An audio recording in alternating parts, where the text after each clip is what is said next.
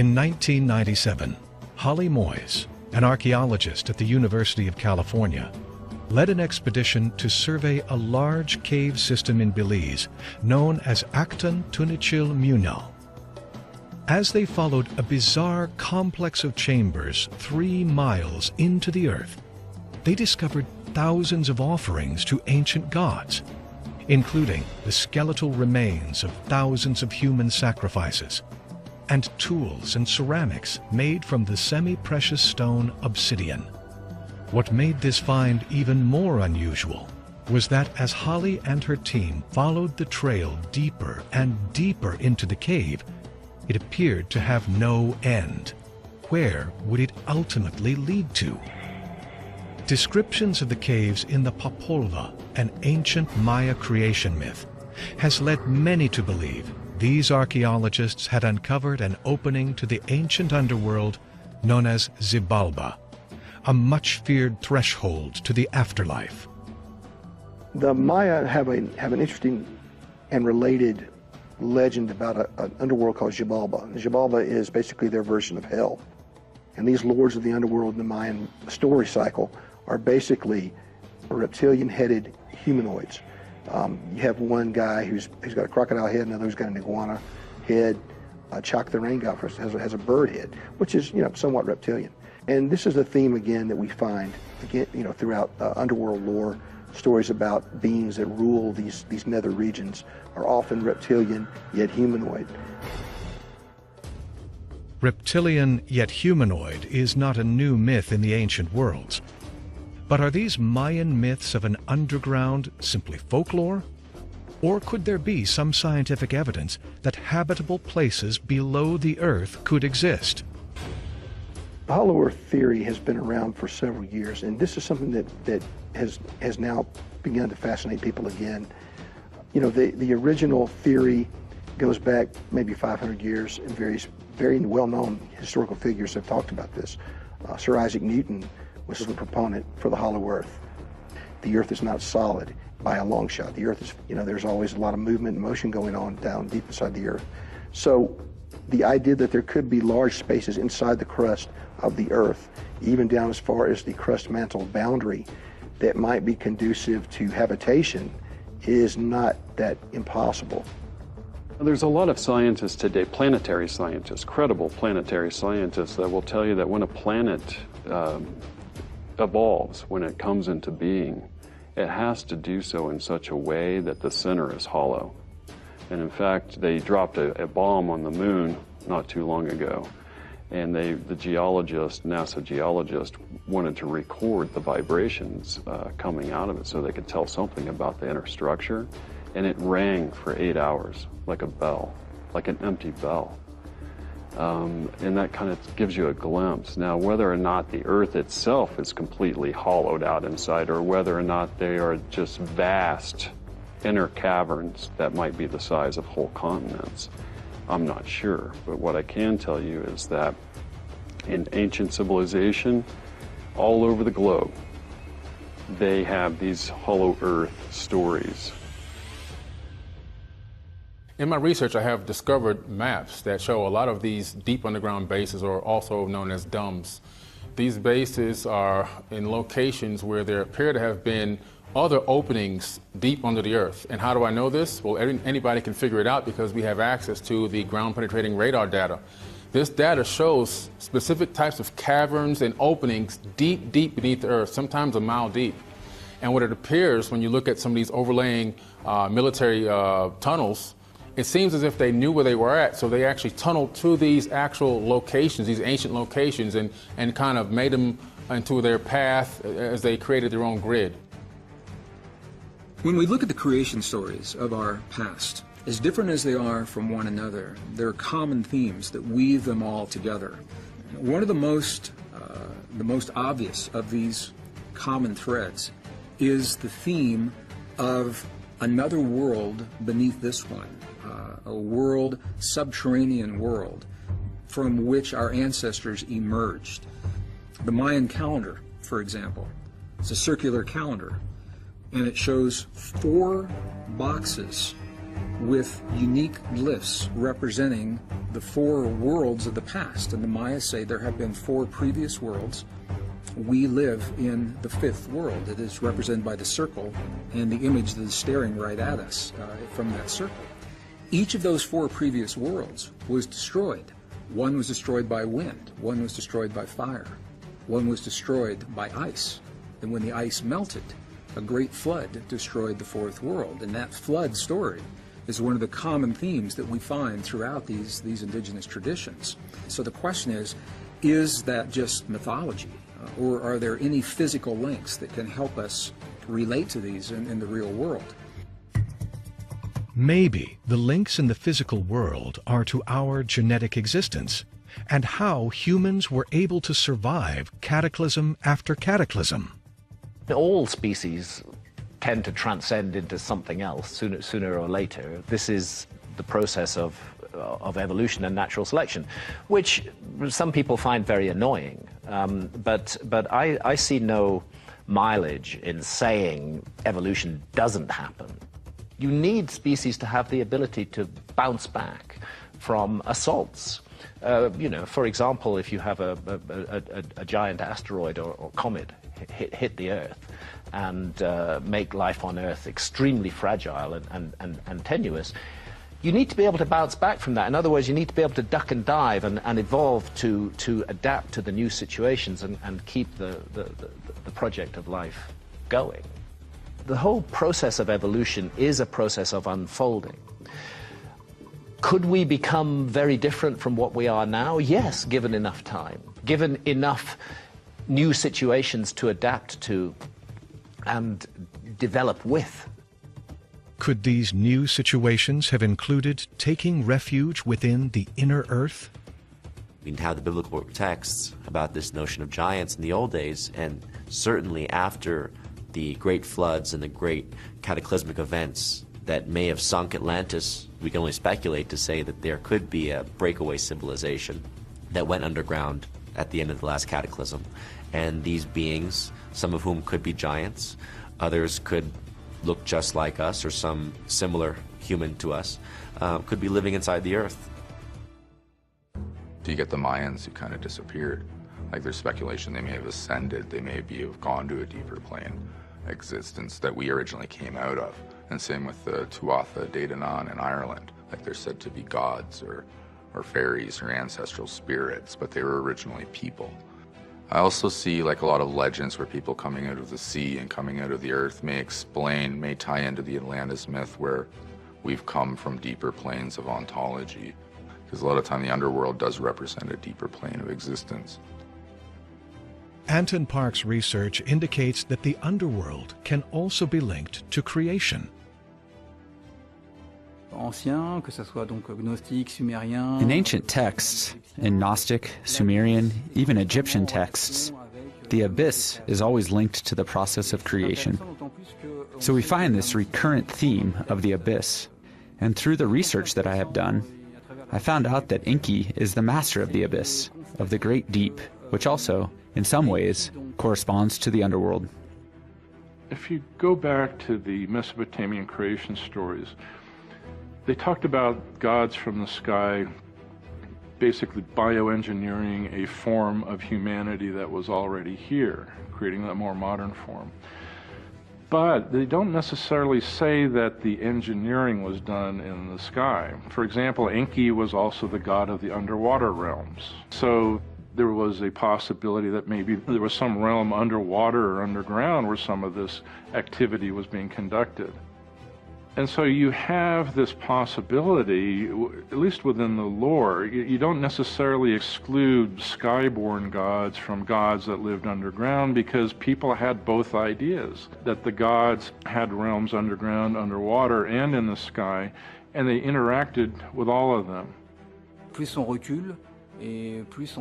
Indeed, the further back you go in history, the more you are faced with giants, just like prehistoric animals on Earth. For example, the dinosaurs. Roughly, I would say that if Enki is about 6 feet 5 inches, closer to human, On and the other Sumerian gods and goddesses, by the way they were portrayed, I would say are about 11 feet 5 inches, between 10 feet and 11 feet 5 inches, maybe even up to 14 feet.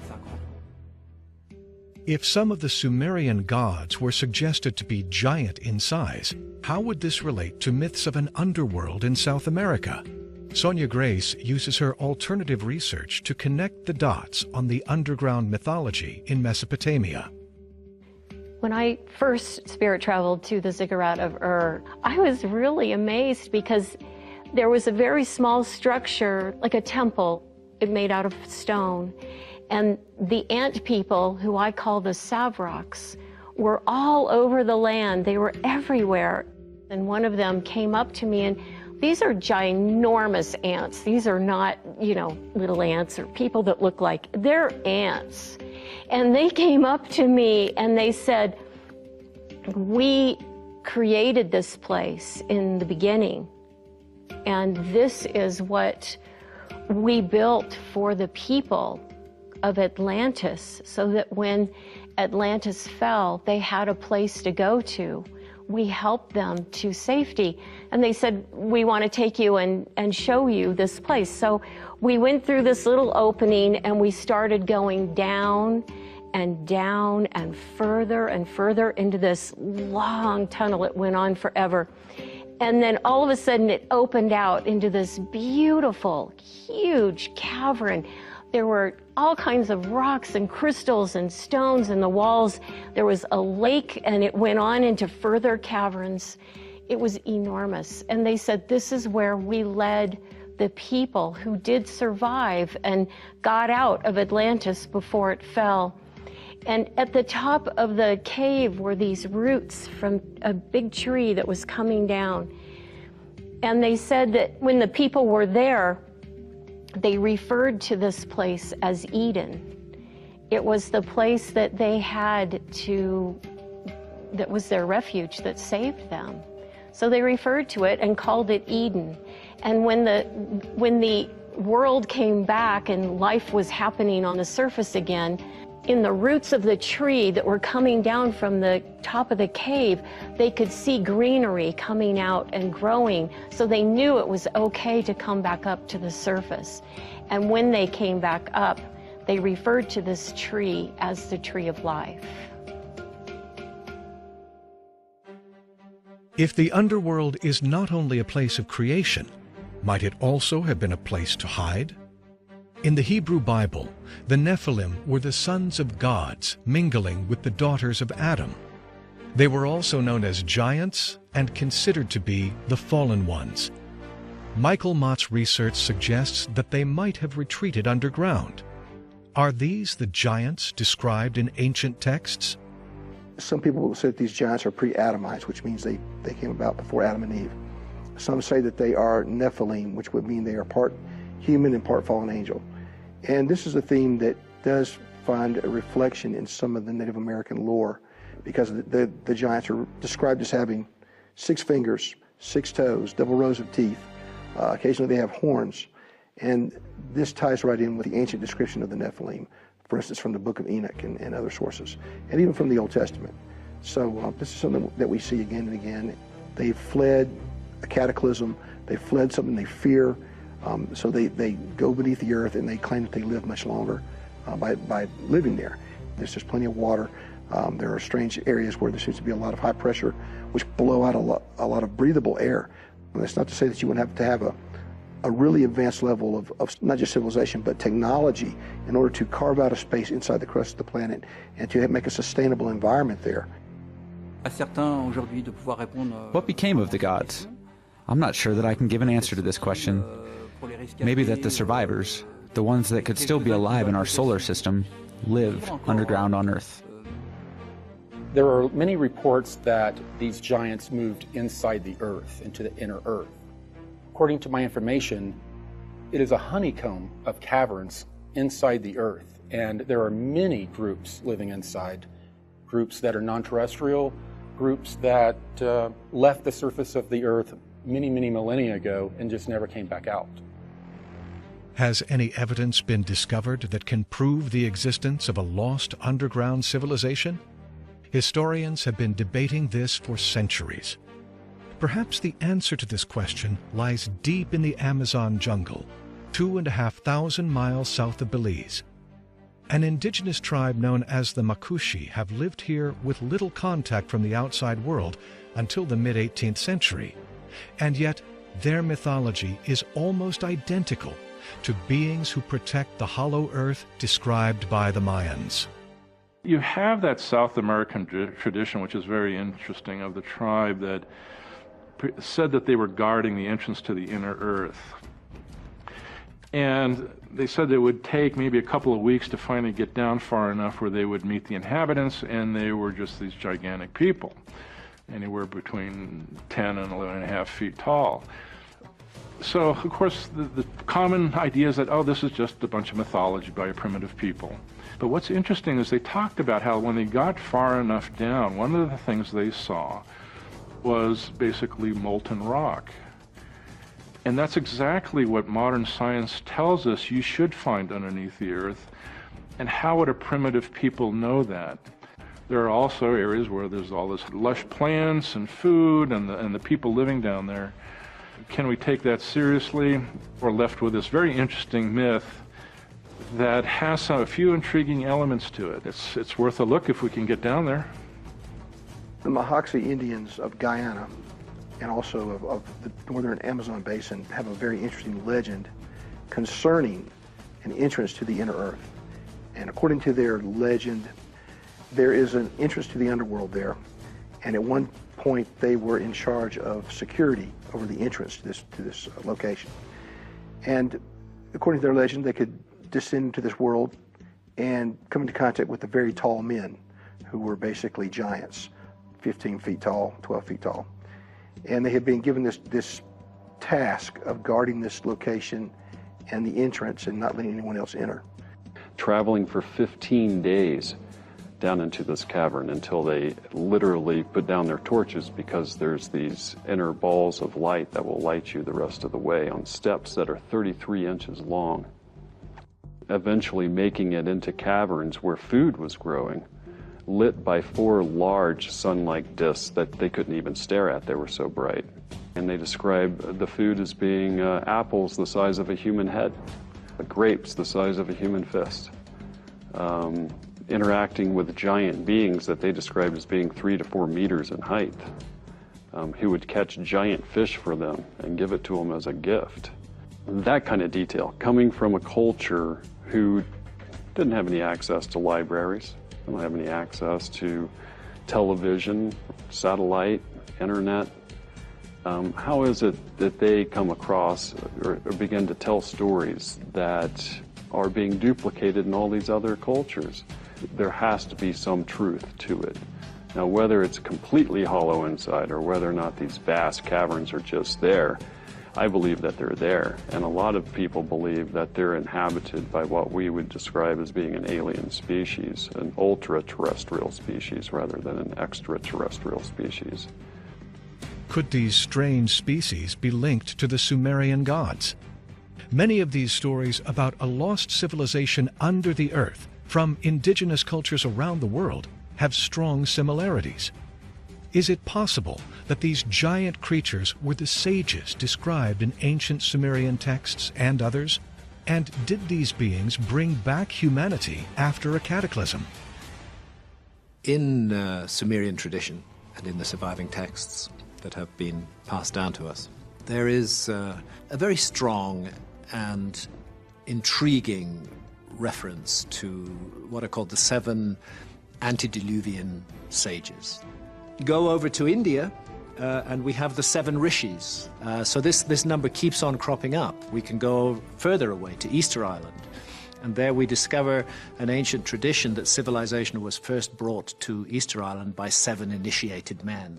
Now, how are we to take all of this, and how can we put it into some kind of context? For me, what I think we're looking at is more evidence that there was a high civilization that we have lost track of, that we truly are a species with amnesia, and that we have forgotten a very important part of our story. And fragments of that story crop up all around the world. What I think we're looking at is an outreach program reaching out to the hunter-gatherers in what we would call the Upper Paleolithic, and beginning to teach certain of them selected skills, giving them the gifts of civilization. But to find this theme again and again and again, the 7 sages, the 7 wise men, teaching the gifts of civilization, I would say we are looking at symbolic allusions towards the outreach of a lost civilization. But who are these beings we have lost touch with? If we look back throughout all the historical cycles, we find this interaction with supposed reptilian humanoids. That goes as far as even the mythic cycles of Europe, and the whole concept of, like, for instance, frog princesses and all these other strange things that we find coming down to us in lore about these people who aren't quite human, or they can pass as human sometimes, but they have a reptilian aspect. The stories about them and their interactions with people. It's often seen that, like, for instance, in the Mayan underworld, that even though these brothers kill some of these beings, the Mayan royalty traces their lineage to some of these same beings. And this is a theme we'll see, around the world, whether it's China, Japan, wherever it is. You have an elite group that believes that they are descended from these mostly unseen beings who live under the earth. The Anunnaki in the Sumerian text are described as being reptilian to some extent, or have bird-like heads, reptile-like heads. Even in contemporary accounts in ufology, people talk about the reptoids and these humanoid beings with reptilian heads. And this theme, again, is associated with the underworld and with these unseen manipulators of the human race. In the legends of Central Asia, there are stories about subterranean civilizations. One of these is called Agartha or Agarthi. The other one is called Patala. And Patala is often associated with the Naga, who are reptilian humanoids. As described in the Mahabharata, the Nagas are considered to be a subterranean, half-human, half-serpent race. At some point in the ancient text, they are important players in many of the events in the epic, and frequently even on the side of good, given the nature of their character. They dwell in the city Patala, which is said in the Vishnu Purana to have 7 realms, which are located one above the other. Patala is a paradise, and the Naga that live there are described as a very advanced race or species with a highly developed technology. According to the legend, they wage war on the kingdom of Agartha. The Agarthans are supposedly enlightened human beings, and they have a ruler over them called the King of the World. He has a capital called Shambhala, which is in Agartha. And from this area, supposedly, he influences events on the surface world. They also influence human civilization. They either interfere with our civilization to slow it down, or they give us little things to help advance it when it suits their purposes. We get the idea, we get the story that there's more than one group, and that they have various agenda that conflict with each other. Are these underground beings really manipulating us? And if so, how? Graham Sear believes the underworld is a world that reaches out to us when we least expect it. The entrances to the inner earth describe portals into the underworld, and the underworld is actually a plane between spirit and nature. It's the area of reality where spirit becomes nature and nature turns back into spirit. So it's an intermediary, sort of paradoxical, apparitional realm, which is closer to spirit than nature is, because it's where nature comes out of. It's where the spirits initially start to embody before they finally densify and kind of fall into this frequency range. You can look at it as the Christian purgatory, or the Celtic otherworld, or the Egyptian Duat, or the Kabbalistic Yetzirah. These are all different names that refer to this intermediary plane. That's also where prophetic imagination occurs, and all these things. It's where revelation occurs. We're drawn to caves. Joseph Campbell said that all of the world's religions probably started in some cave in Siberia, where the first shamans went and had a dream or a vision, told a story, and the story was retold and retold. Interesting that it might have been in a cave. Well, the shamans in Siberia lived in caves, but caves reach down and down. Spelunkers go and explore the depths of unseen parts of the planet. This planet, the planet we have known and studied so well, there are all these unseen places. There is more to be known. Even as our technology advances, we have to be humbled by how much close at hand we do not know. The ancients, the people, the primal people that lived close to the earth, saw the gods and spirits, the sacred energies as down in those places. Whether we go down to explore physically, personally, I'll let somebody else do the exploring. But I want to explore mentally and spiritually. I want to imagine what is below us, what the earth has to teach us. It is a living thing, and our lives are tied to it. So we don't have to be adherents of the ancient nature religions to know this is important stuff. But the stories can help us, that perhaps there is some kind of personality that we're in a relationship with, some god, some goddess more likely, since the earth is maternal, it feeds us, that we need to be respectful of and to seek a deeper relationship with. Could there really be beings living inside of the earth, manipulating humans? Is it possible we at one time were created or recreated beneath the surface? Or is the meaning behind the legends a metaphor for the greatest secrets the earth keeps on our human existence? Does this mean we are all searching for our own personal Xibalba? Andrew Collins suggests something from beyond this planet might be trying to get in touch with us on the surface.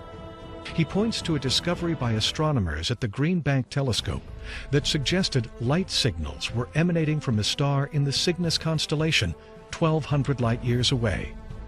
This fluctuating star was catalogued KIC 8462852 and named Tabby's Star. Now, what I have determined relating to this star is that there are certain cycles associated with the Kepler data.